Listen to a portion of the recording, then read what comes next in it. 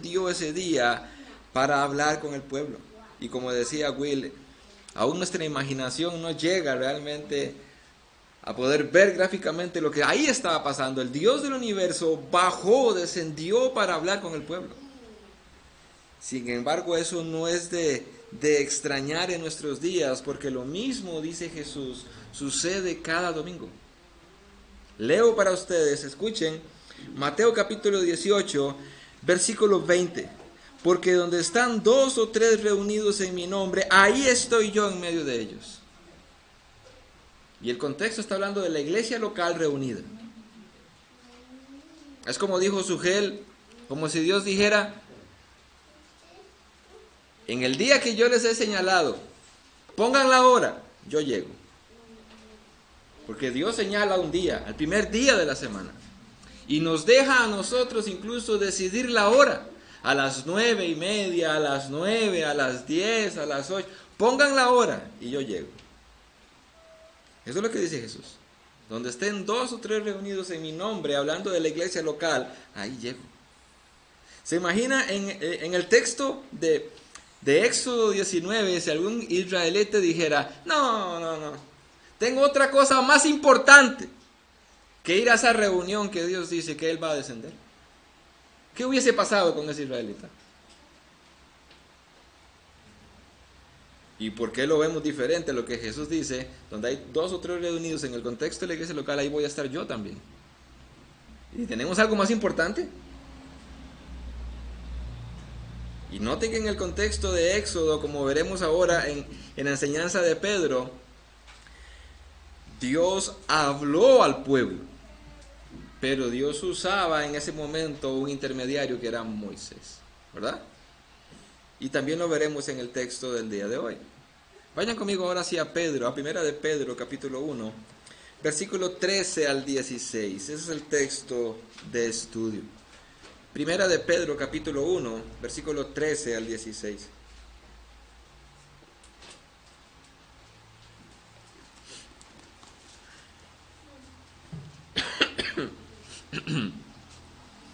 Yo he titulado mi sermón: un entendimiento sano lleva a la acción, y veremos por qué. Un entendimiento sano lleva a la acción. Leamos el texto, primera de Pedro, capítulo 1, versículo 13 al 16. Dice así: por tanto, preparen su entendimiento para la acción. La Reina Valera, o incluso, depende de la versión de Biblia de las Américas, dice algo así como: ceñid los lomos de vuestro entendimiento, ¿verdad? Sean sobrios en espíritu. Pongan su esperanza completamente en la gracia que les traerá en la revelación de Jesucristo. Como hijos obedientes, no se conformen a los deseos que antes tenían en su ignorancia, sino que así como aquel que los llamó es santo, así también sean ustedes santos en toda su manera de vivir, porque está escrito, o porque escrito está: sean santos porque yo soy santo. Un entendimiento sano lleva a la acción, y en el contexto veremos que Pedro habla acerca de la santidad. Un entendimiento centrado y sano te llevará a la acción, a vivir en santidad. Permítanme leerles una historia. Dice: Juan Wesley dijo a Juan Fetcher, o dijo de Juan Fetcher, que era el hombre más santo que él había conocido en Europa y en América. Y que era porque diariamente se examinaba para saber su proceder, o para ver si su proceder estaba de acuerdo con los planes de Dios. Para lo cual él hacía las siguientes preguntas. Y son 12 preguntas que este hombre se hacía todos los días para examinarse a sí mismo. Él se preguntaba: número 1, ¿desperté espiritualmente? Y tuve cuidado de guardar mi mente de pensamientos errantes cuando me levanté esta mañana? Número 2.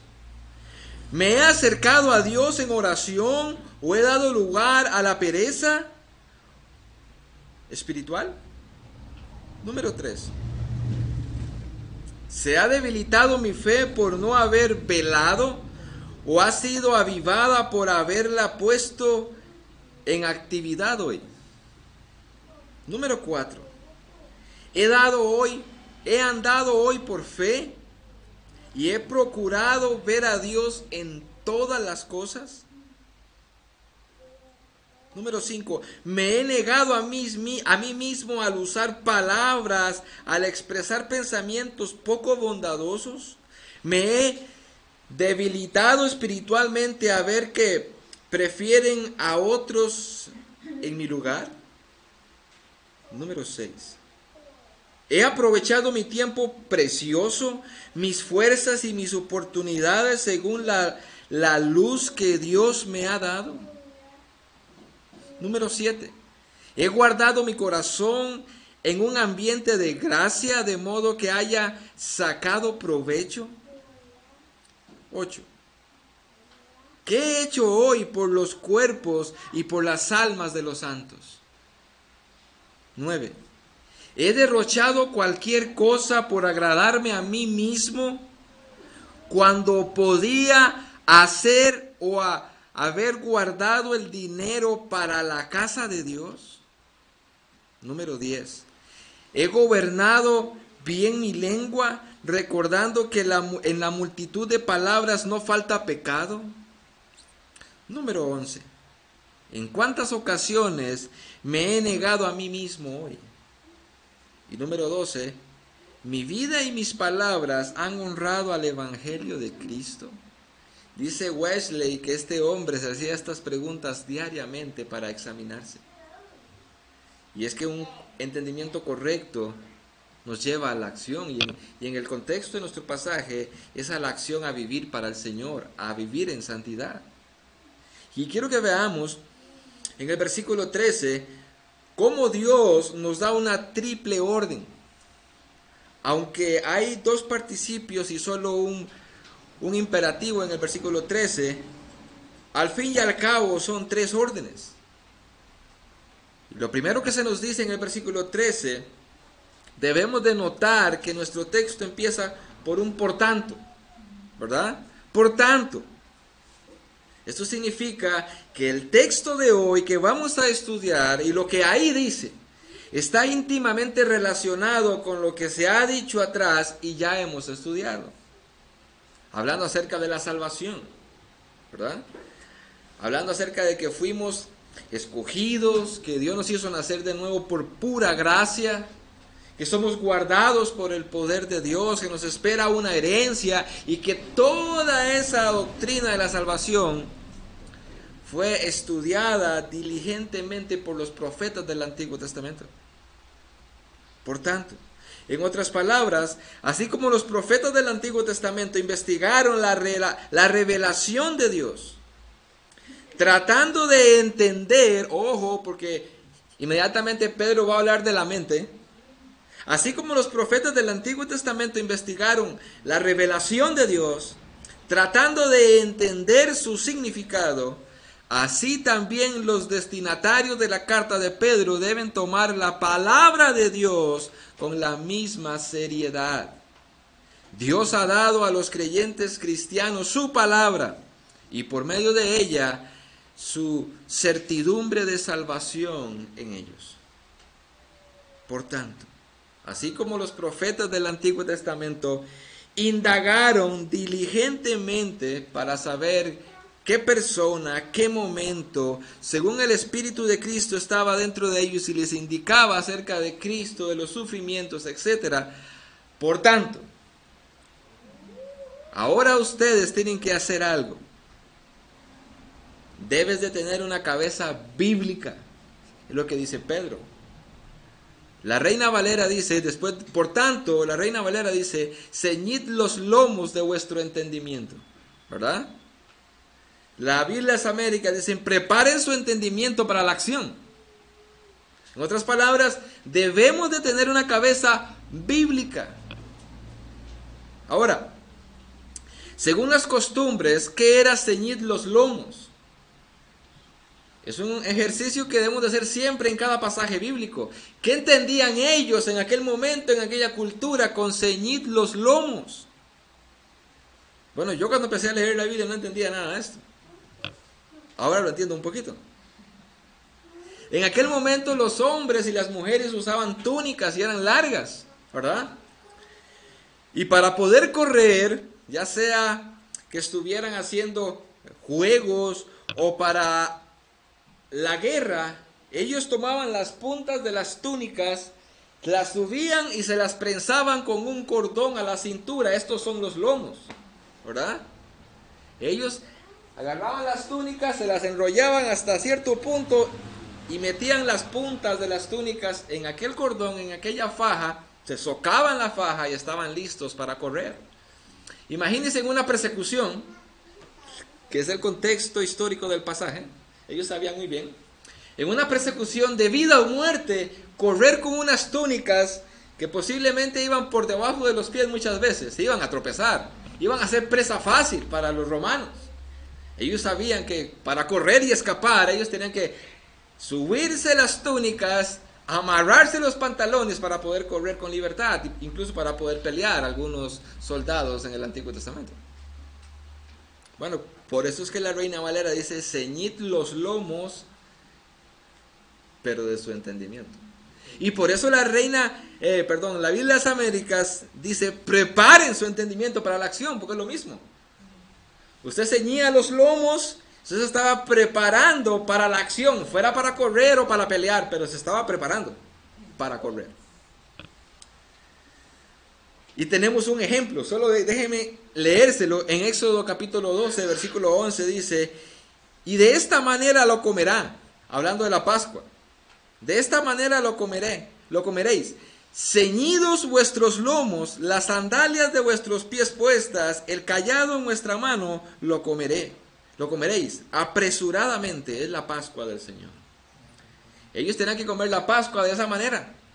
Ellos tenían que comer la Pascua ahí sentados posiblemente, pero tenían que haberse enrollado las túnicas, habérselas amarrado con el cordón, tener las sandalias puestas y con el bastón en la mano, listos para salir. Bueno, esa es la misma idea. Era un acto que se hacía para prepararse para una acción. Solo que aquí Pedro la dirige hacia la mente. Hacia la mente. De ahí de por qué la Biblia de las Américas o la Nueva Biblia de las Américas lo traduce, preparen su entendimiento para la acción. Lo pone más fácil, ¿verdad? Si usted lee en la Reina Valera, ceñid vuestros lomos o ceñid los lomos de vuestro entendimiento, si usted es como yo, le va a costar. Pero si toma una Biblia Nueva de las Américas, ya se lo dan palabras fáciles y dice lo mismo, preparen su entendimiento para la acción. Aquí se aplica en sentido metafórico a los procesos mentales.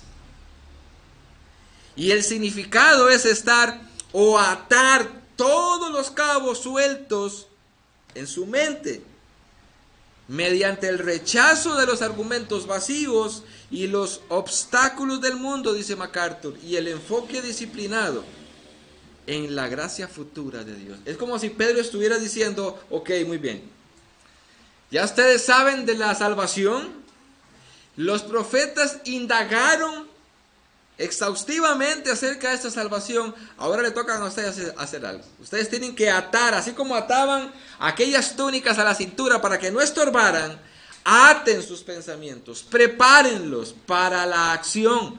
No vaya a ser que usted vaya a vivir su vida cristiana y tenga un estorbo por no haberse amarrado, pero su cabeza, su cerebro, ¿verdad? Es lo que está diciendo Pedro. El cristiano, hermanos, debe de preparar su vida para una vida cristiana, ¿cierto? Usted y yo debemos de preparar nuestra vida para una vida cristiana, y eso empieza por preparar la mente, dice Pedro. Por preparar la mente. Y no tenemos que preguntar mucho para saber con qué es que debemos de preparar la mente. Pablo dice en Efesios capítulo 6, versículo 14, estad pues firmes, y dice, ceñida vuestra cintura con la verdad. ¿Qué quiere decir Pablo de que yo tengo que ceñirme, amarrarme bien, prepararme bien la cintura con la verdad? Es la misma idea. Ellos tenían que haberse amarrado la cabeza con la verdad. ¿Con cuál verdad? Con la verdad de la palabra de Dios, con el Evangelio. Cuando Pablo habla acerca de la armadura en Efesios capítulo 6, él empieza a decir, la armadura del cristiano, ¿sabe cuál es? La verdad. En su mente debe estar la verdad de la palabra de Dios. Y así poder pelear. Por eso Pedro usa la misma imagen. Ustedes deben estar listos para la acción, para pelear contra el mundo, contra Satanás, contra los problemas. Amarren su cerebro con la verdad. Prepárenlo.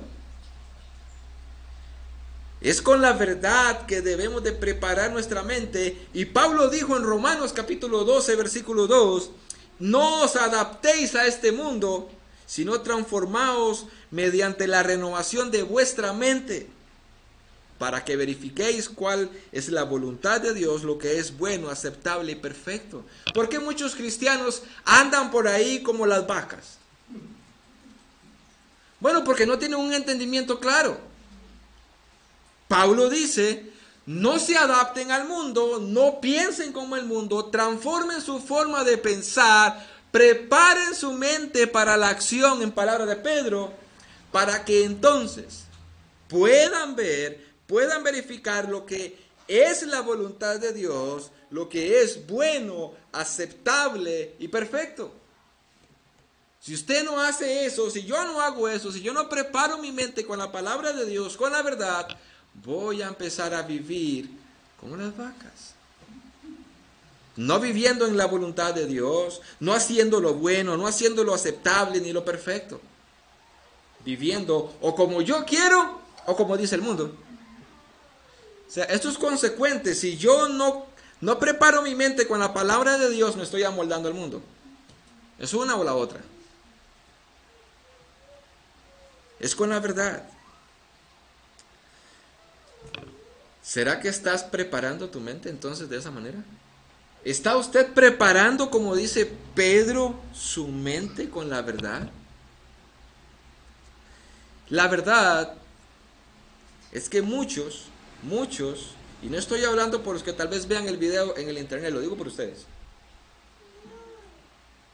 La verdad es que muchos tienen sus cabezas llenas del mundo, no de la verdad. No están preparando su mente para la acción. Y recuerden el título. Un entendimiento sano te lleva a la acción. Si usted no tiene un entendimiento sano, pues no va a estar actuando debidamente, ni va a estar preparado para vivir para el Señor. Muchos tienen el mundo en su cabeza. Es más, yo estoy seguro que muchos, no todos, gracias al Señor, pero yo estoy seguro que muchos no tocan la Biblia en toda la semana. No la tocan. Y aún así reclaman que los sermones, como dijo un predicador, duran mucho. Sí, qué bárbaro, Will, ya lleva hora 15 y no deja de hablar. Se emocionó. Voy a hablar de Will para no echarme la culpa yo. Aún así muchos reclaman. Y tras de eso falta la escuela dominical. No, hombre. No, la vida cristiana empieza por la mente, dice Pedro. ¿Quiere vivir una vida cristiana de verdad? Empieza por la mente. Y no viene de gratis, en el sentido de que yo me acuesto, no. Hay que preparar su mente, usted tiene que sacar el tiempo para. Y como veíamos en el pasaje de Éxodo, Dios hace un llamado a la santidad del pueblo, pero los convoca. Vengan, ustedes tienen que escuchar lo que yo les voy a decir. Igual aquí. Dios convoca, hermanos, cada domingo a su pueblo. En cada iglesia local Dios convoca a su pueblo y les viene a hablar. Esto no es nada más, sí, estamos en un proceso, ya sabemos el proceso, estamos en un proceso, primera de Pedro, capítulo 1, y ya empezamos versículo a versículo. Vamos a ir a estudiarlo, no solamente estudiarlo, es que Dios nos habla, esa es la idea. Hermanos, hay personas dentro de la iglesia que no aman la palabra de Dios. Lo pueden decir sí, yo amo la Biblia, pero en la práctica, en la vida cotidiana, no la aman, no la leen, no la estudian, no aman la palabra de Dios. En otras palabras, como diría alguien, son mediocres. Hay algo que no nos gusta a nosotros los seres humanos, y yo me incluyo. No nos gusta que nos mientan, ¿verdad? Pero nos dicen la verdad y nos enojamos. Una persona que se dice ser cristiana y no lee y no estudia la Biblia es un mediocre. Sencillo, ¿verdad? ¡Qué contraste con lo que vemos en las Escrituras! Déjenme leerle 3 pasajes bíblicos para que vean el contraste de lo que se supone que es un cristiano en cuanto a su relación con la palabra de Dios, porque es por medio de ella que nosotros preparamos nuestra mente, a lo que muchos viven como cristianismo. Salmo capítulo 1, versículo 2. Sino que en la ley del Señor está su deleite, y en su ley medita de día y de noche. ¡Qué contraste! Salmo 119, 97. Y luego el 99. Cuánto amo tu ley. Todo el día es ella mi meditación. Tengo más discernimiento que todos mis maestros, porque tus testimonios son mi meditación. Qué contraste con el cristianismo del día de hoy. Hermanos, yo cada vez me convenzo más de lo que dijo MacArthur. Él ha predicado 50 años a los evangélicos el evangelio. Yo me convenzo cada vez más. Tiene razón. Nosotros teníamos años en el cristianismo, en una iglesia cristiana evangélica, y no conocíamos el evangelio. ¿Por qué? Porque yo creo que la mayoría éramos vagos para leer y estudiar. Hermanos, muchos de ustedes están aún en la religiosidad. ¿En cuál religiosidad? En la de tomar una Biblia una vez al día, leer un salmo, un proverbio y ya, eso fue todo. Esa es la religiosidad. ¿Sabían ustedes que en ninguna parte la Biblia manda que debemos de leerla? Debemos de estudiarla. No es nada más de decir, hoy voy a cumplir, me toca párrafo, capítulo 1, capítulo 2. Lo leemos, cerramos la Biblia, ya, nos desconectamos de lo que leímos, nos desconectamos de lo, ya cumplimos religiosamente. Mañana, capítulo 3, capítulo 4, religiosamente. De eso no se trata. Se trata de leer, sí, pero se trata de estudiar, aprender y poner en la práctica. Meditar todo el día en aquello que leí. Meditar. Yo me leí en 3 meses la Biblia cuando yo llegué a la iglesia. Como una competencia. Yo quería leérmela. Pero no entendí nada. Pasaron 9 años de seguir leyéndola. Y me di cuenta que al fin y al cabo tenía que volver a cambiar mi chip. Porque todo lo que había aprendido, lo había aprendido mal. Es importantísimo, dice Pedro, porque la vida cristiana empieza por la mente. Es tan así que para usted poder ser cristiano necesita entender el evangelio. Todo empieza por la mente. Todo. ¿Cómo te vas a preparar? ¿Cómo vas a preparar tu mente para actuar? O más bien dicho, entonces, por eso actúas como actúas. ¿Cómo usted va a preparar su mente para actuar si no saca tiempo con la Biblia? Por eso es que actúa como actúa. Por eso vives como vives.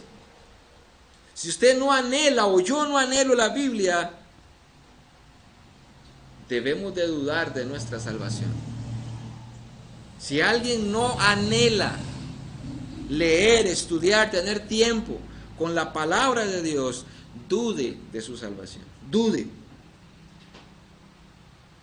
de su salvación. Segundo, usted y yo debemos de tener una cabeza dominada. No solamente ahora entendida con la palabra de Dios, preparada con la palabra de Dios, sino dominada, una cabeza dominada. Por eso el mismo texto que estamos estudiando, el versículo 13, dice: sean sobrios en espíritu. Sean sobrios en espíritu. Por tanto, preparen su entendimiento para la acción, sean sobrios en espíritu. En otras palabras, dominen sus pensamientos, tengan dominio propio.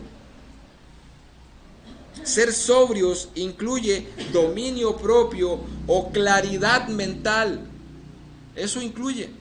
Y estos cristianos a los que Pedro les escribe, en medio del sufrimiento y en medio de la persecución, ellos debían de saber cómo actuar. Necesitaban claridad, necesitaban dominio propio. Necesitaban ser sobrios. Debían responder con cordura, de acuerdo a lo que ahora ellos eran, hijos de Dios. Todo lo que estaban sufriendo, ellos necesitaban tener dominio propio, o como dice nuestra versión, ser sobrios para saber cómo responder, cómo actuar. No pagando mal por mal, dando la otra mejilla, orando por sus enemigos, y si era necesario incluso ayudar y servirles a sus propios enemigos. Ellos tenían que tener ese balance en su mente, esa claridad, ese dominio propio, ser sobrios. Un cristiano sobrio está bien ordenado en sus prioridades espirituales y familiares. Está bien ordenado. ¿Sabe cuáles son las prioridades? No tiene prioridades mundanas por encima de las espirituales. Deben de ser sobrios. ¿Será que nosotros estamos entonces cumpliendo lo que dice Pedro? ¿Tenemos sobriedad espiritual? ¿Tenemos bien claro las prioridades espirituales por encima de las terrenales? ¿O las tenemos inversas? Tenemos que tener esas prioridades, es ser sobrios, tener claridad.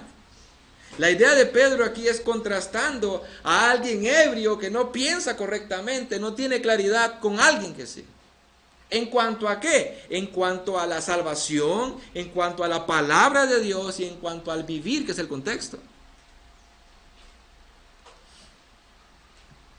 Ahora, si lo hacen de esa manera, o sea, si alguien tiene por encima las prioridades seculares o mundanas, por encima de las espirituales, si lo hacen de esa manera, es porque entonces les falta preparar sus mentes.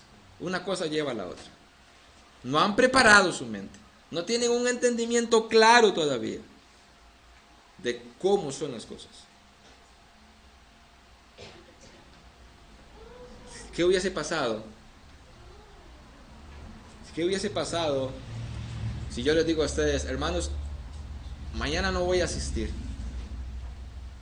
Mañana cumplo años. Y me tienen una fiesta. No voy a ir. Solo una vez al año cumplo. ¿Qué hubiesen dicho ustedes? Imperdonable. Qué bárbaro el pastor. Pero ustedes sí lo pueden hacer. Entonces o sea, ustedes sí exigen que yo tenga la mente preparada y ordenada en las cosas espirituales, pero ustedes no. El problema es que la Biblia es para ustedes también, ¿verdad? Ese es el problema. 3 veces en la epístola de Pedro exhorta a los lectores a tener dominio propio. En este capítulo 1, versículo 13, en el capítulo 4, versículo 17 y en el capítulo 5, versículo 8. 3 veces llama a estos cristianos a tener dominio propio, a ser sobrios, a tener claridad. Él desea que tengamos la mente clara, el juicio sano para estar listos en el contexto para el regreso de Cristo. Otra vez, pónganse las botas de esos cristianos, siendo perseguidos. Ellos debían de estar preparados en su mente cómo vivir, cómo actuar, con una claridad hacia dónde ir y cuáles son sus prioridades, a pesar de lo que estaban pasando. El cristiano debe tener la mente libre de cosas que le empañen. Eso sucede con alguien que está bajo los efectos del alcohol, bajo los efectos de la droga. No tiene un entendimiento claro, lo tienen empañado. Hay drogas, lo digo porque tengo amigos que las usan y me comentan. Hay drogas que ellos ingieren y al momentitico ven visiones, ven cosas. Uno de ellos me contaba que ellos estaban en una carretera y que uno de ellos se colocaba en media carretera y hacía así. Y hacía así. Y se le acerca y le dice, ¿qué está haciendo? Estoy enderezando las líneas amarillas. Él se lo imaginaba, él lo estaba viendo. Ellos tienen un entendimiento empañado de la realidad. En contraparte que el cristiano tiene que tener claridad de la realidad. Esta es nuestra realidad según la palabra de Dios. Así debemos de actuar, así debemos de vivir, con un entendimiento claro. Existen cosas que pueden afectar nuestra mente, hermanos. Y me causa asombro, como les digo, cómo algunos círculos evangélicos tienen como bueno perder la lucidez y el dominio. Pedro llama solo en esta carta, que es sumamente pequeña, 5 capítulos, 3 veces a ser sobrios, a tener un entendimiento claro de lo que está pasando y un dominio de su mente. Y hay círculos evangélicos hoy por hoy que tienen por bueno el perder la lucidez y el dominio propio. O sea, gente que es, le llaman ellos la borrachera del espíritu. Cuando la Biblia dice, sean sobrios. O como dijo un predicador, cuando usted llega a la iglesia, usted se quita el sombrero, pero no la cabeza. Usted tiene que pensar. Entonces, hermanos, Dios nos llama en estos pasajes bíblicos a tener dominio sobre lo que pensamos, pues eso determinará lo que usted haga. Eso determinará lo que usted piense y cómo actúe. Y vea que una cosa lleva a la otra. Preparen su mente para la acción. ¿Con qué? Con la palabra de Dios. Reciben esa revelación de la palabra de Dios, de lo que deben de hacer, de cómo deben vivir. Ahora deben tener lucidez en eso y tener prioridades en eso. Ser sobrios. Porque eso les llevará a actuar.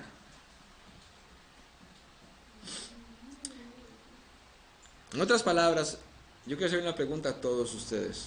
¿Están entendiendo? ¿Están entendiendo lo que Pedro está diciendo?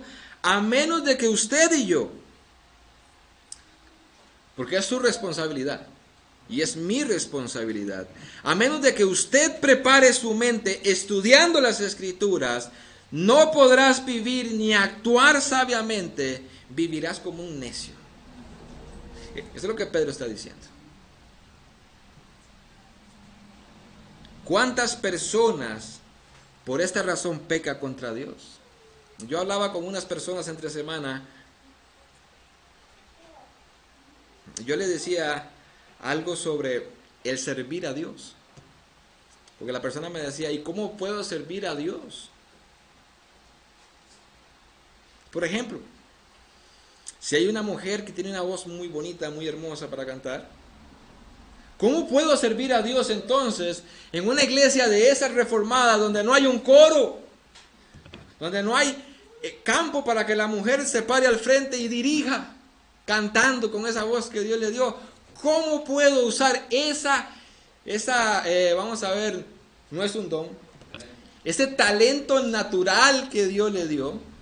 Pues yo le decía, usted no encontrará ni 1 Corintios 12, ni en Romanos 12, ni en Efesios 4, en esas listas no encontrará el don espiritual de cantar, porque no está.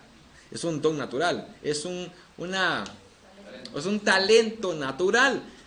¿Cómo puedo usar ese talento que Dios me dio para usarlo para Él entonces? Entonces, La hermana no puede pararse aquí a dirigir los himnos y cantar con la voz hermosa que tiene. ¿Cómo puede usar ese talento para la gloria de Dios y para Dios? Es muy fácil. Cante en su casa. Es para Dios. No, pero es que nadie me escucha. Es que es para Dios, no para la gente. ¿Cierto? Sencillo. Cuando está en la iglesia, cante también. Es parte de todas las voces que se unen para adorar a Dios. Úsela para el Señor. El problema es si usted quiere figurar. Ahí hay un pecado. Si usted quiere figurar, ya es otra cosa. Usted quiere ser artista, pero no quiere usar ese talento para Dios. Entonces, hablando sobre ese tema, con esta persona, ¿cuántas personas pecan contra Dios por no tener un entendimiento claro y una lucidez? Por ejemplo, muchos están sirviendo en un altar en la música y en otros ministerios que ellos han inventado, pero viven sus matrimonios como necios. Ojo lo que estamos estudiando. Hay alguien que está sirviendo a Dios en la música, tocando un instrumento, cantando o en otros ministerios, y ellos creen que están sirviendo a Dios y adorando a Dios, pero por no tener un entendimiento claro, por no haber preparado su mente para la acción, por no ser sobrios en su entendimiento, viven como necios pecando contra Dios. Aquí cantan, aquí tocan, pero en el matrimonio viven como les da la gana. Son necios, pecan contra Dios. ¿Ves? Qué importante es preparar nuestro entendimiento, porque si no, lo que hacemos con la mano lo borramos con el codo, ¿verdad? Hermanos, no oren a Dios: Señor, cámbiame, Señor, cámbiame. En este contexto, el trabajo es suyo. En este contexto, el trabajo es suyo. Noten que dice: ustedes tienen que preparar, ustedes tienen que ceñir los lomos de vuestro entendimiento. El pasaje no dice: y yo les cambiaré, yo les voy a socar el cerebro. No dice eso, ¿verdad? No dice: yo le voy a atar los cabos sueltos en su mente, ¿verdad que no? A usted le toca, a mí me toca. Entonces no le pide al Señor: Señor, cámbiame, Señor, cámbiame. No, aquí está un método. ¿Quiere cambiar su vida necia en algunos puntos y dejar de pecar contra Dios? Sométete a la palabra, estudie la palabra, y con la claridad que Dios le dio, obedézcala, preparándonos para la acción. Sencillo, ¿verdad? Sí, la Biblia es sencilla. No esperes una voz del cielo. No espere una voz del cielo para decirle: este es el método que usted tiene que usar para dejar esa vida. No esperes una voz del cielo. En el pasaje de Éxodo, Dios usó un ser humano para comunicarle la palabra de Dios al pueblo. Y escuche lo que dijo el autor de los Hebreos en el capítulo 1, versículo 1. Dios habiendo hablado, ¿quién había hablado? ¿Quién? Dios. Dios habiendo hablado hace mucho tiempo, en muchas ocasiones, de muchas maneras, a los padres por los profetas. ¿Quién habló? Dios. ¿Cómo habló Dios en el Antiguo Testamento? Usando seres humanos. Llegaba el profeta y le decía al pueblo: así dice Dios, y Dios estaba hablando. Allá si el pueblo no quería entender. Hoy pasa lo mismo, la gente quiere que Dios le hable. Se para un hombre a predicar la palabra de Dios, a exponerla, y no le pasa ni por aquí de que Dios le está hablando. Cuando dice el autor de los Hebreos: así habla Dios. Así habla Dios. Y la última revelación la trajo por Jesucristo. Y los apóstoles tomaron esa revelación de Jesucristo y la escribieron. Tenemos la palabra de Dios. Dios está hablando entonces, ¿cierto? Dios está hablando. Dios usa a los predicadores. El problema es que muchas veces los que están sentados están duros ya. Son duros o son tercos. O aún peor, Dios está hablando, Dios está usando un instrumento como un ser humano, Dios está hablando, hay personas duras y no piensan que Dios les está hablando, o muchos están durmiendo como Eutico. Dijo Juan Manuel Vaz: el próximo local de la iglesia va a ser en un tercer piso, dice. Y no va a tener paredes a su alrededor. Dice, yo sé que muchos auticos se van a caer. ¿Cierto? Bueno, como dice por ahí, ¿verdad? Hermanos, debemos de pensar debidamente y tener el juicio sano y saber que estamos aquí solamente de paso. De paso. Pero mientras estemos aquí necesitamos tener una mente bíblica. Y tengo un problema. No puse mi cronómetro. Eso me lleva a mi otro punto. Debemos de tener una cabeza pensando en el regreso de Cristo. Una cosa lleva a la otra. Porque nuestro texto, el versículo 13, no hemos pasado de ahí, dice, pongan su esperanza completamente en la gracia que se les traerá en la revelación de Jesucristo. Nuestra cabeza debe estar pensando en el regreso de Cristo. Y noten cómo Dios indica aquí que deben de mirar hacia el cielo. La salvación les está guardada. Hay una herencia para ellos que nadie les va a quitar. Y como bien sabemos el contexto histórico, en vista de eso, aquellos cristianos de aquel momento que estaban sufriendo, debían de vivir sin reservas para el futuro, sin reservas para Cristo, anticipando la consumación de la salvación, porque ellos estaban sufriendo. Y el mandato es: esperen el regreso de Cristo. Tengan una mente bien informada de cuál es la realidad acerca de su salvación. Sean sobrios en eso y tengan sus ojos puestos y pensando únicamente ahora su cerebro en la venida de Cristo. Es posible que aquí sufran, como dice en el contexto, en el capítulo 7, en el versículo 7, es posible que aquí tengan que sufrir un tiempo. Pero a pesar de que estén sufriendo, ellos tienen que poner la mirada: Cristo regresa, Cristo viene, Cristo viene.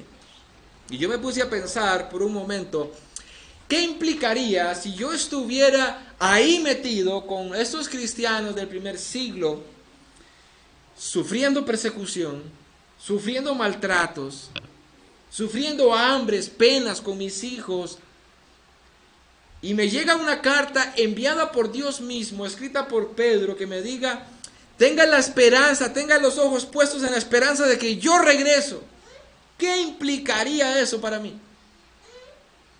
En eso me puse yo a pensar, y yo diría: bueno, es el evento más extraordinario y majestuoso que sucederá jamás. Nunca ha sucedido, ni sucederá jamás después de eso. Imagínense por un momento esto. Imagínense un megaestadio repleto de personas, todos ahí, esperando un momento específico para homenajear a un futbolista que se retira. Todo el mundo, wow, fulano de tal ahí ya deja de jugar fútbol, y todo el mundo ahí, y las cámaras de televisión y todo. Este evento que se anuncia y que debemos de esperar es un evento pero a escala mundial. Porque dice la Biblia que cada ser humano que ha vivido sobre esta tierra estará reunido ahí. Ese momento, cuando Cristo regrese, cada ser humano que ha pisoteado este polvo de la tierra estará congregado ahí.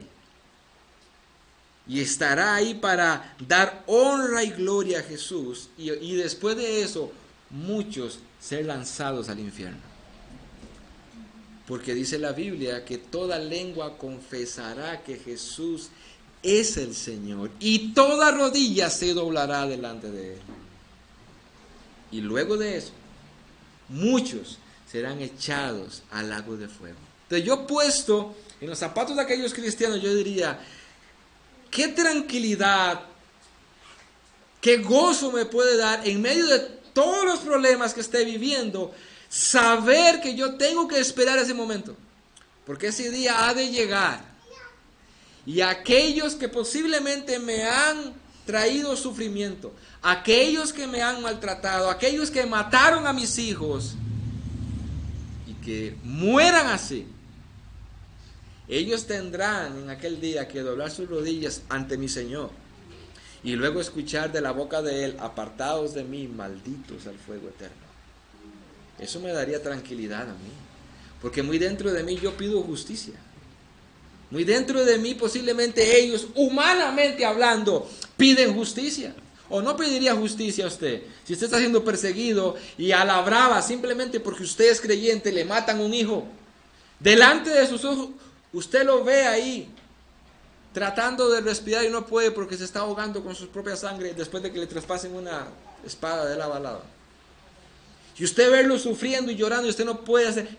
Me hace que usted no va a clamar dentro de su corazón justicia, justicia por eso. Bueno, Pedro dice: esperen ese día. Esperen, ese día llegará. Ahora tengan una mente clara de cómo deben de vivir, cómo deben de actuar, y pongan su mirada allá. Ese día vendrá. Ese día vendrá. Dios sabe que estos creyentes a quienes Pedro les escribe están sufriendo y es posible perder la esperanza. Hermanos, usted metido ahí, yo me ponía en sus zapatos, es posible perder la esperanza en tal situación. Es posible. De hecho, hay testimonios de personas, de mujeres que están o que estuvieron en estos países de Afganistán y todos estos. Hay testimonios de mujeres que sobrevivieron, que las secuestraban y día a día eran cientos de hombres que las violaban. Día a día. Y ellas cuentan, hubieron muchas cristianas que decidieron terminar con su vida para no sufrir más. Imagínense, es posible perder la esperanza. Y Pedro les dice: pongan sus ojos allá, tengan la esperanza allá, a pesar de lo que estén sufriendo aquí. Él los anima y lo hace llevándolos a pensar en el momento majestuoso que regrese Jesús. Y ellos debían de recordar qué implicaba entonces que Jesús regresara. Bíblicamente ellos sabían, y nosotros debemos de recordarlo una vez más. Esto implicaría que Dios haría justicia para con sus enemigos. Y los enemigos del Evangelio, los enemigos del pueblo de Dios. Oiga el texto que el hermano leyó y explicó el miércoles. Apocalipsis 6, del 9 al 10. Cuando el Cordero abrió el quinto sello, vi debajo del altar las almas de los que habían sido muertos a causa de la palabra de Dios. Y ahí se nos dice, no de qué tragedias o de qué forma, pero muchos fueron violentamente asesinados. Ahí estaban las almas debajo del altar, que fueron muertos a causa de la palabra de Dios y del testimonio que habían mantenido. Y clamaban a gran voz. Oiga lo que clamaban. Ellos clamaban a gran voz. No era que decía: Señor, por favor. Ellos están gritándole a Dios, pidiéndole, suplicándole: ¿hasta cuándo, oh Señor santo y verdadero, esperarás para juzgar y vengar nuestra sangre de los que moran en la tierra?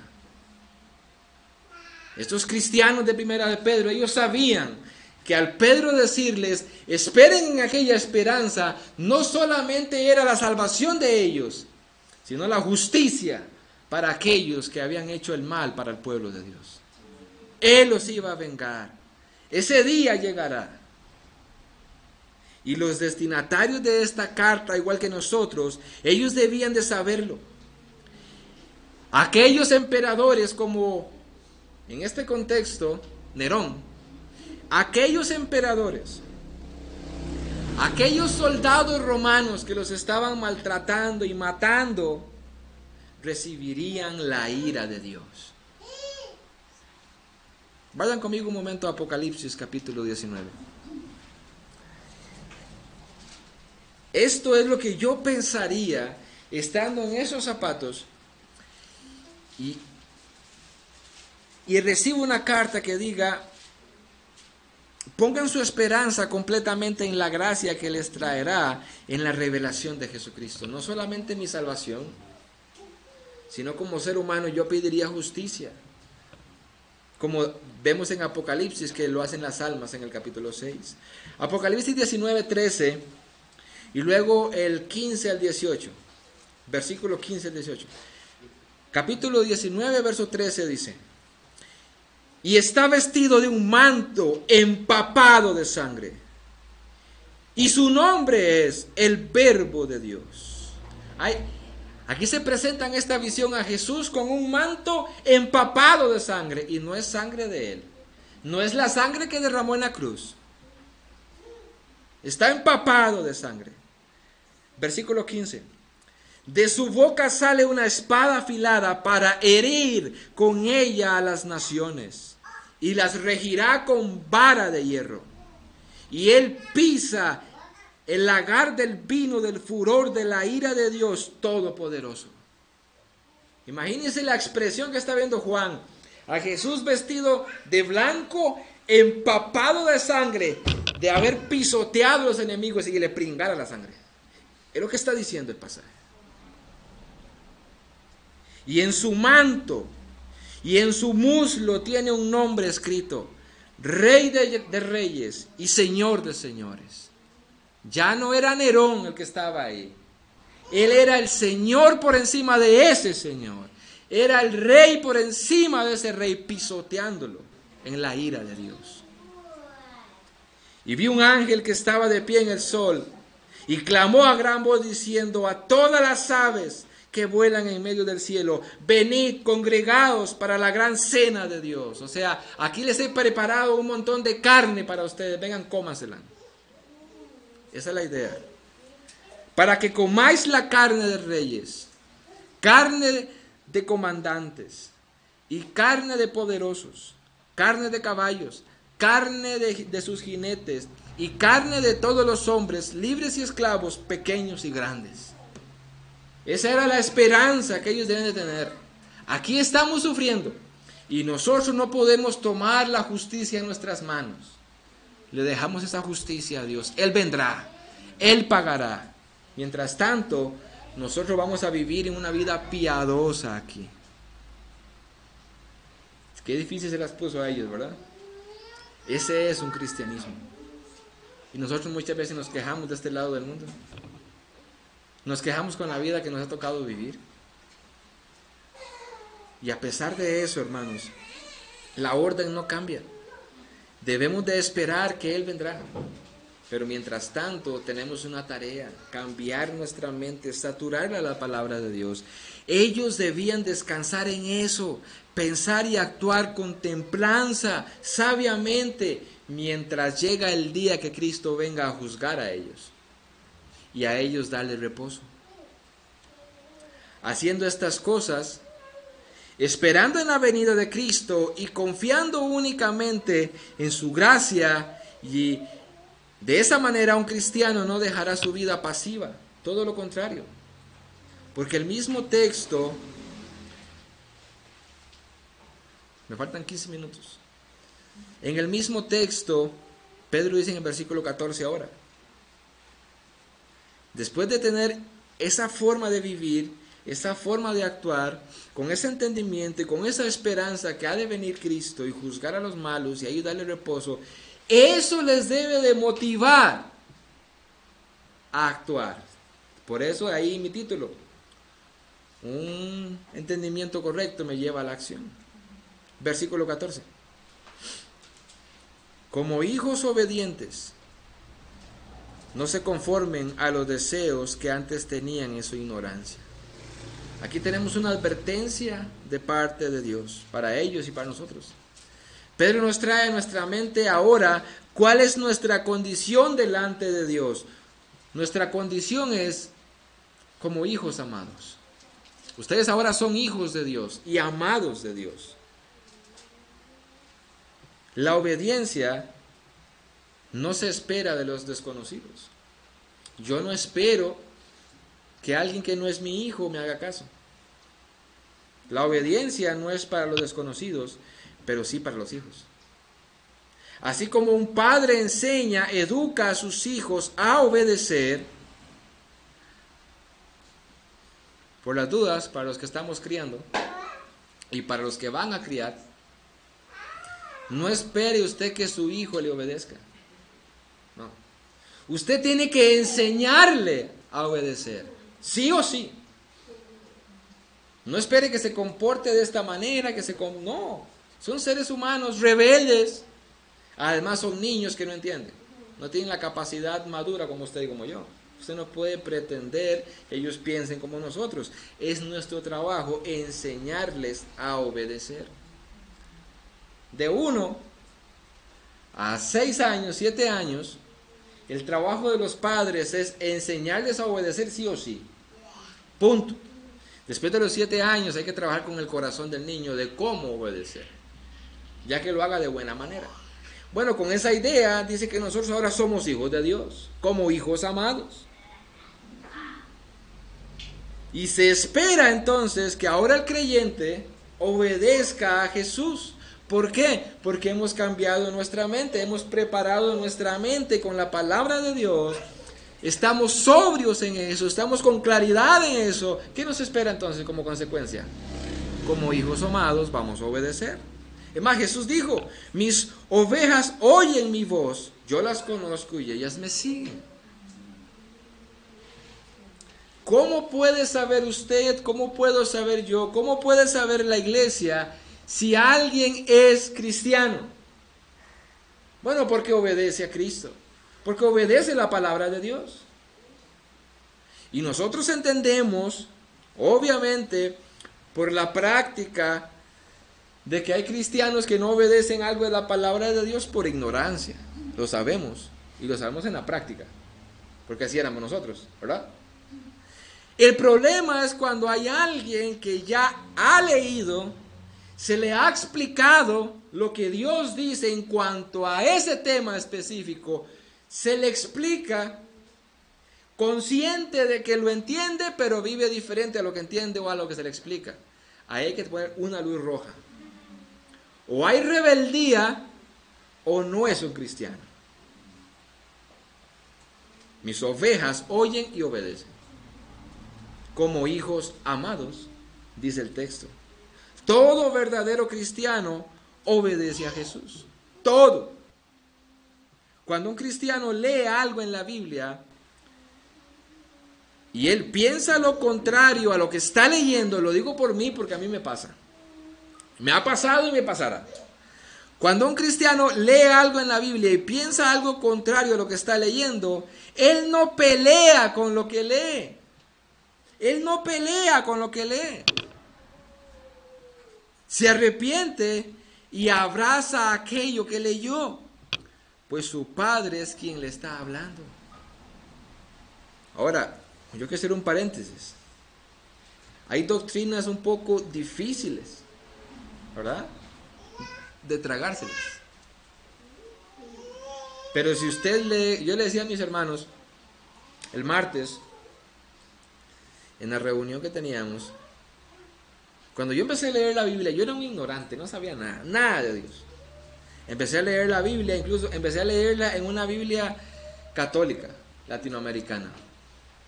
Y cuando yo pasé por Génesis y yo leí que Dios había inundado toda la tierra y había matado a todos los seres humanos, excepto a 8, yo no peleé con eso, si ahí está escrito, así fue. ¿Por qué? Porque yo tenía en ese momento un entendimiento, quiero aprender lo que Dios dice. Pasó el tiempo y yo me hice como más, no sé, como más necio. Porque depende de lo que, y si no, ¿verdad?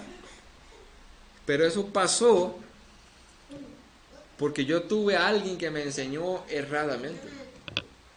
Entonces yo leía pasajes como, el cual los predestinó desde antes de la fundación del mundo.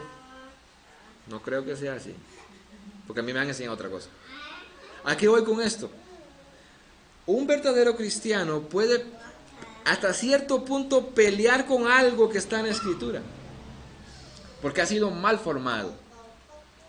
Pero si es un verdadero cristiano, va a tener que llegar a decir, eso es verdad y yo estoy equivocado. Eso es verdad, yo estoy equivocado. No pelea para siempre.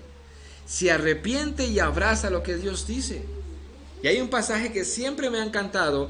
Isaías 66:2 dice: todo esto hizo mi mano, y así todas las cosas llegaron a ser, declara el Señor. Pero a este miraré, al que es humilde y contrito de espíritu y tiembla ante mi palabra. Aquel que es humilde dice: mira, eso dice la Biblia, eso dice la Biblia, y yo estoy haciendo todo lo contrario, yo estoy mal.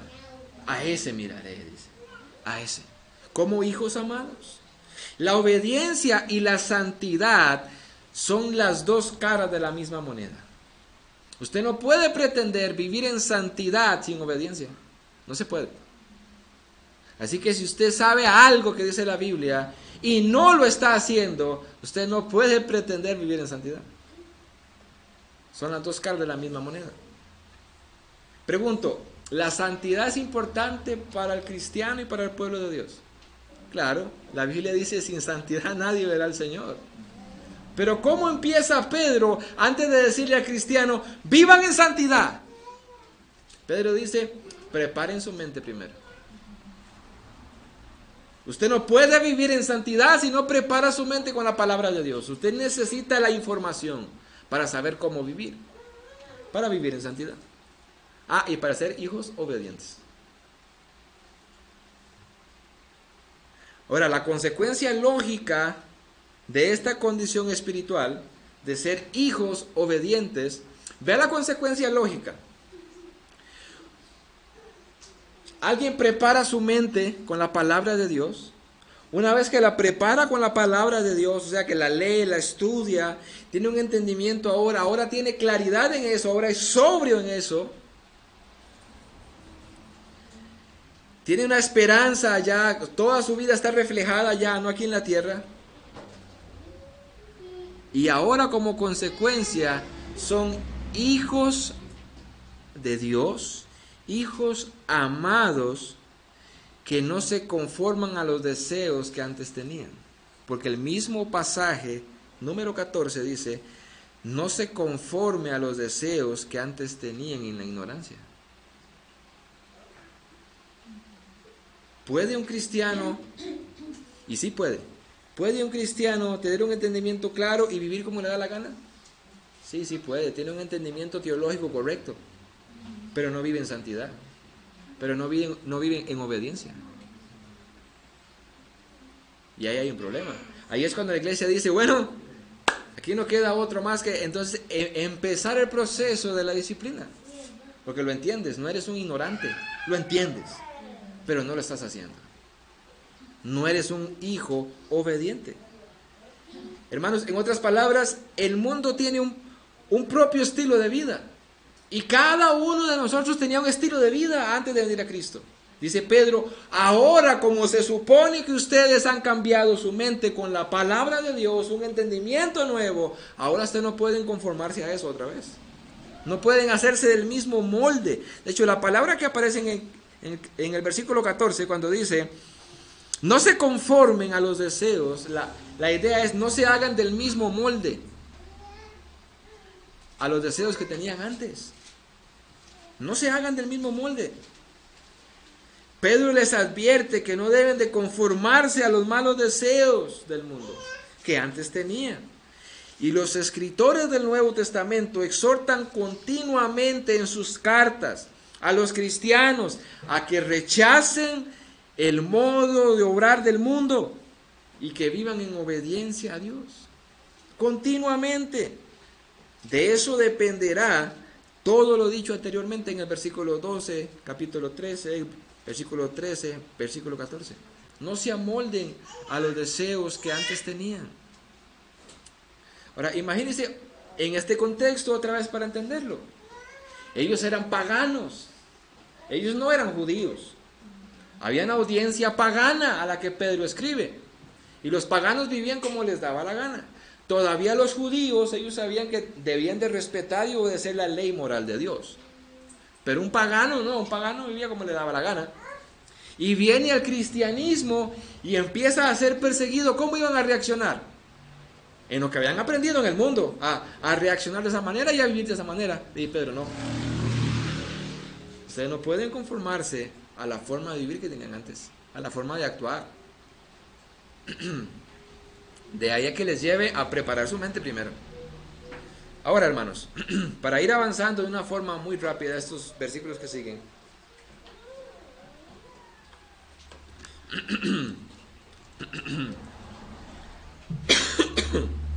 Porque todo lo que Pedro va a decir ahora es como consecuente a todo lo que hemos visto ya.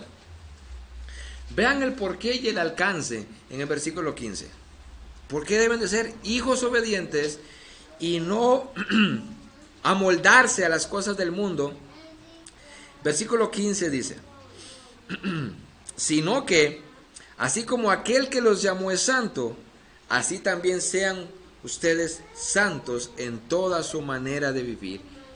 El porqué y el alcance. ¿Por qué ahora nosotros y ellos debíamos de vivir de forma diferente? Bueno, porque el pasaje empieza diciendo que ahora tenemos un privilegio que obtuvimos por la voluntad de Dios.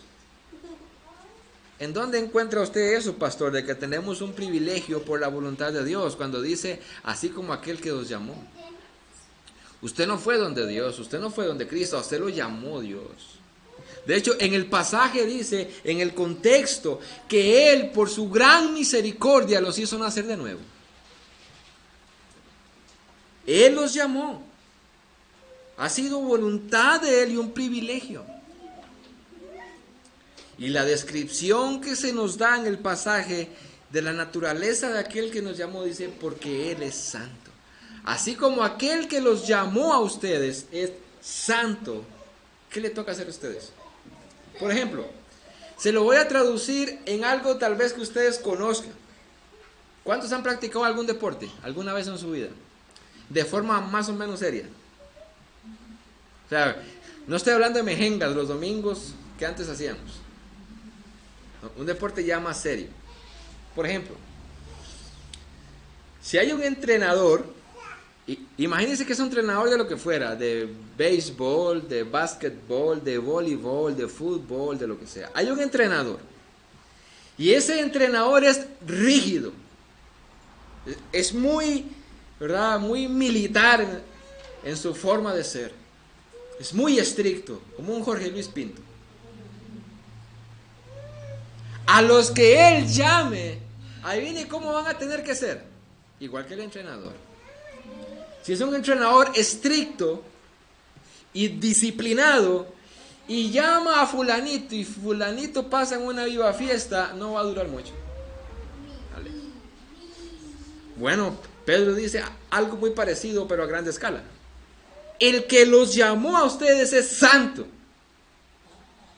Por consiguiente, ustedes deben de vivir de acuerdo a lo que Él es, santo, en toda vuestra manera de vivir. Pero para llegar ahí, para poder comprender eso y llegar a vivir en toda nuestra manera de vivir de una forma apartada del mundo, Pedro por eso empieza de una forma magistral. Le toca cambiar su mente. Ahí empieza todo. Por eso es que nosotros damos tanto empeño en la palabra de Dios, en la enseñanza. Porque eso depende de la vida del cristiano. Imagínense las iglesias modernas del día de hoy. Pasan 2 horas dándole a los tardos, cantando anuncios, etcétera. Y luego son 20, 25 minutos de predicación. Y no hay ni predicación. Porque eso no es predicación. Eso es motivación. Agarran un texto y de ahí brincan y hablan de muchas cosas, pero nunca predican el texto. ¿Van a estar preparados esos que están ahí para vivir su vida? No. Por eso viven como les da la gana. Por eso su esperanza está aquí. Y tratan de vivir aquí. Y son motivados para vivir aquí. Porque no tienen una esperanza allá. Porque su entendimiento no ha sido cambiado. No han sido preparados para eso. Y vean que Pedro dice, ustedes deben de ser preparados en su mente para poder vivir en santidad. ¿Por qué? Porque ustedes necesitan saber y conocer primero quién los llamó. Y una vez que ustedes conozcan en su cerebro quién los llamó, cómo es Él, así van a entender que ustedes deben vivir de esa manera. Pedro es muy consecuente en lo que viene diciendo. Tiene mucha lógica. Él es santo. Y por consiguiente, hay un llamado a que toda nuestra área, toda nuestra vida, en cada área, sea santo, sea apartado del mundo. Ahora, ¿cómo me aparto yo de las cosas que son malas o que no convienen para vivir en toda mi vida? En mi matrimonio, como esposo, como padre, en mi trabajo, etc. ¿Cómo me aparto yo de las cosas que son malas? Dice la Biblia que este es un lugar oscuro. Dice la Biblia que esto es un mundo oscuro, de tinieblas. ¿Cómo hago yo para saber y apartarme? Por eso el mismo pasaje que habla de un lugar oscuro en su contexto y en su implicación del pasaje, el Salmo 119, 105 dice: lámpara a mis pies es tu palabra y lumbrera a mi camino. ¿Cómo yo me puedo apartar y santificar en cada área de mi vida? Ocupo la luz de la palabra de Dios. Es lo que Pedro dijo desde el principio. Preparen su forma de pensar. ¿O no dice Pedro, pero en su segunda carta, en el capítulo 1, que nosotros hacemos bien en estar atentos a la palabra profética más segura, como si fuera una antorcha que alumbra en un lugar oscuro? Es la misma idea. Y vean si Pedro tiene razón, que yo sé que tiene razón porque fue Dios el que lo dijo. ¿Por qué el cristianismo de hoy está como está? ¿Qué le hace falta al cristianismo? Conocimiento. ¿Qué dijo el profeta Oseas cientos de años atrás? Mi pueblo perece porque le falta conocimiento. Ahí apunta Pedro para empezar. Ustedes necesitan conocer la Biblia, conocer al que los llamó para poder vivir de esa manera. Y por eso nosotros sacamos bastante tiempo para leer y estudiar la palabra aquí el domingo, porque sabemos que muchos posiblemente no vayan a recibir palabra durante toda la semana, por lo menos aquí que se alimenten.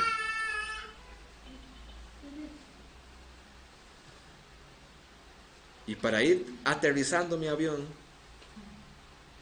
vea la razón doble que da en el versículo 16. ¿Por qué debemos de vivir santamente para el Señor? Verso 16. Porque escrito está. Esa es la primera razón. Escrito está. En otras palabras, es la voluntad permanente de Dios. Escrito está. Ahí está escrito ya. Ustedes tienen que ser santos. Ahí está escrito, no lo van a cambiar nunca. Ahí está escrito, ustedes tienen que ser santos. Y dice, sean santos porque yo soy santo. Ahí está escrito. ¿Por qué debemos de vivir de esa manera, pastor? Porque aquí está escrito que así debe de hacerlo. Y eso basta. Y Dios no nos deja a la deriva. Dios no solamente dice, sean santos, punto. ¿Pero cómo? ¿De qué manera? ¿A qué punto?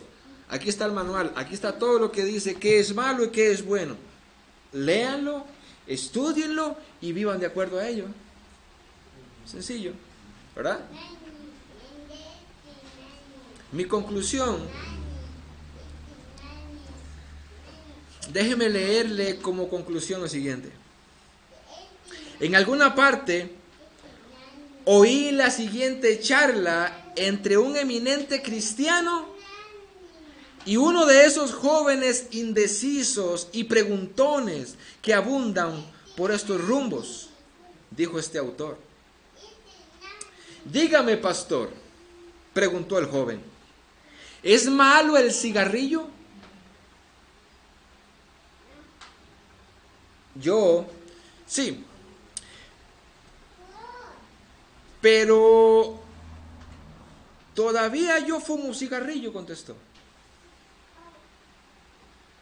Oiga esta historia, le respondió el pastor. En la Segunda Guerra Mundial, le dijo el pastor al joven que todavía era supuestamente cristiano y fumaba cigarrillo, dice, en la Segunda Guerra Mundial, un aviador salió de su base a fin de atacar un determinado sitio. Ya lejos de la tierra, notó que una rata estaba comiendo las cuerdas del paracaídas. El aviador, en vez de volver a tierra, él tenía conocimiento, lo que estamos hablando, él tenía conocimiento cómo era la poca resistencia de las ratas en las alturas. Así que él elevó su aparato hasta que la rata murió a consecuencia de la elevación. Y ahora el pastor le aplica esta historia al joven. Así para con nosotros, amigo mío. Si las ratas del vicio están cortando los hilos de nuestra comunicación con Dios, esto implica que volamos muy bajo. Muy bajo. Tan bajo que el ambiente es propicio para las actividades del vicio. Imagínense. Pero si volamos a considerable altura como cosa muy natural, las ratas de los vicios o del pecado dejarán de perjudicarnos porque estallarán a causa de la altura. Y dice él, amigo lector, si usted todavía es víctima del pecado, elévese, o sea, viva en santidad, hasta que sus vicios pierdan todo su poder. Pero para llegar ahí, tenemos de empezar por el conocimiento de la palabra de Dios. Vamos a orar. Padre, te damos gracias por tu palabra. Te pedimos que nos ayudes, Señor, porque como seres humanos, pecamos delante de ti. Y como seres humanos, muchas veces somos fácilmente envueltos en las cosas de este mundo. Satanás ha sido astuto. Y como sabe que por más que intentó exterminar la Biblia y no pudo, ha intentado distorsionarla.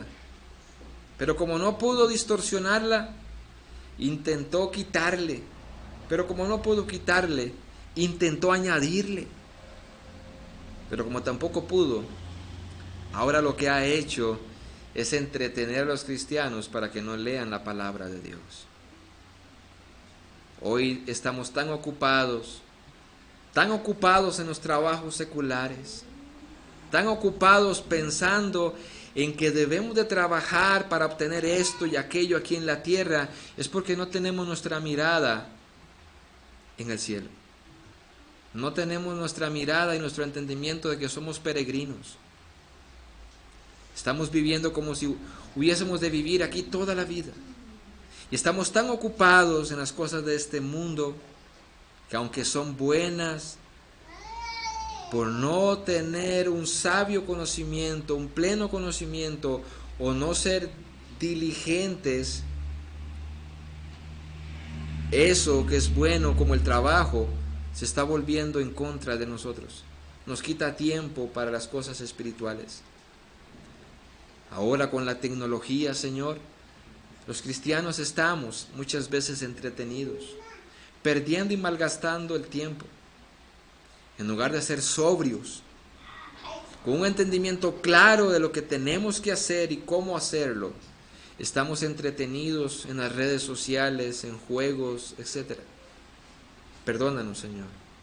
Ayúdanos a vivir esta vida cristiana y tener muy en cuenta lo que hemos leído y aprendido hoy, Señor.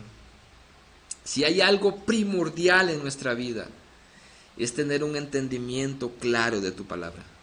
Es estudiar tu palabra, es preparar nuestra mente para la acción. Y después de ahí, ser sobrios, ver lo que tu palabra dice y tenerlo como prioridad por encima de las cosas seculares. Y eso nos llevará entonces, Señor, a tener nuestra mirada en las prioridades del cielo. Saber que nos espera allá y que es ahí donde vamos a llegar, no importa lo que pase aquí abajo. Y como consecuencia lógica, como dice Pedro, vamos a vivir una vida obediente, una vida como hijos amados, una vida en santidad. Porque ahora conocemos quién es aquel que nos llamó, qué pide, cuáles son sus parámetros. Ayúdanos, Señor. Ayúdanos a vivir de tal manera que seamos contados como sabios según tus ojos. No los ojos del mundo, no los ojos de nuestros familiares. Que seamos según tus ojos o a la luz de tus ojos personas sabias, hijos amados. Ayúdanos porque todos los que estamos en este lugar necesitamos esta palabra que hoy ha sido predicada. Porque todos somos seres humanos pecadores y todos tendemos a desviarnos. Gracias porque una vez más nos has hablado, nos has advertido, nos has enseñado, Señor. Permítenos recordarlo y permítenos vivirlo, Señor. Porque sabemos que humanamente no podemos. También necesitamos el auxilio y el poder de tu Espíritu. Así como leemos en el libro de Efesios capítulo 5, cómo tú demandas de cómo el cristiano debe de vivir en su hogar, en su familia, para con los otros seres humanos. Tú nos dices también en ese capítulo que debemos, antes de ser embriagados por el vino, debemos de ser llenos de tu Espíritu. Tú haces un contraste ahí mismo, Señor, enseñándonos de que no podemos tener nublado nuestro entendimiento, sino sobrios y llenos de tu Espíritu, que es lo mismo que tener la mente repleta de tu palabra y vivirla. Como dice Colosenses capítulo 3, versículo 16. Necesitamos ser llenos de tu Espíritu, tener tu poder para obedecer tu palabra, Señor. Ayúdanos. Mira nuestra oración, Señor. No te estamos pidiendo que incrementes nuestro dinero en el banco. Nuestro interés hoy, nuestra oración, es que tú nos permitas vivir lo que hemos leído en tu palabra, Señor. Esa es nuestra oración. Queremos obedecerte, Señor. Esto es como si un hijo nuestro llegara y nos pidiera: papá, enséñame y ayúdame a obedecerte. Eso quebraría nuestro corazón, Señor. ¿Cuánto no más tú, siendo santo y perfecto, no atenderás a la oración de tus hijos pidiéndote ayuda para obedecerte? Concédenos, Señor, esta petición. Te lo pedimos gracias a la obra de Cristo. Y es en su nombre que oramos, Señor. Amén y amén. Hermanos, 15 minutos y venimos a la escuela dominical.